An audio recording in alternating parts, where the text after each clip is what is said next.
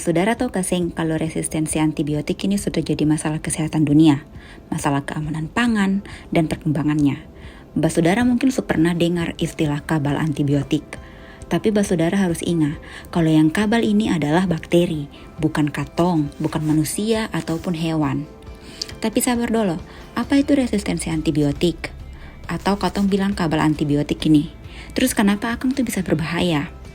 Pertama, katong harus tahu dulu apa itu antibiotik. Antibiotik itu adalah salah satu obat yang dipakai para bunuh bakteri. Misalnya saja kayak amoxicillin, asam mefenamat ya. Terus dia tuh mencegah supaya bakteri itu bikin katong sakit. Caranya, nanti dia menghambat tumbuh kembang bakteri sampai bakteri itu mati. Ingatannya antibiotik ini cuma dipakai para bakteri bukan para yang lain. Kabal antibiotik ini terjadi kalau antibiotik yang katong minum susah mempanlai perbunuh bakteri. Jadi katong penyakit ini tambah susah perdapakas baik. Pas katong minum antibiotik, ada beberapa bakteri yang memang sudah kabal gampang dari sananya, karena dong punya gen itu berbeda. Bakteri ini nanti akan terus berkembang biak dan tambah banyak. Akibatnya kalau katong minum antibiotik, akan susah mempanlai. Jadi tuh ini masalahnya, susah sekali nanti mau dapakas baik kalau misalnya katong sakit. Masalahnya kan, katong punya tubuh kan sebegitu. Tambah deh katong punya kalakuan minum obat yang sabarang. Jadi katong bikin katong punya tubuh nih tambah beresiko begitu. Misalnya apa?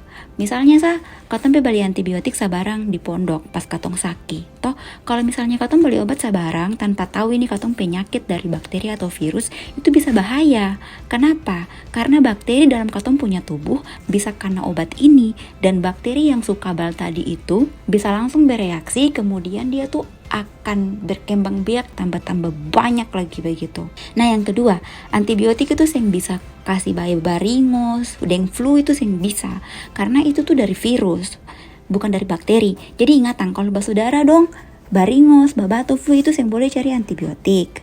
Oke?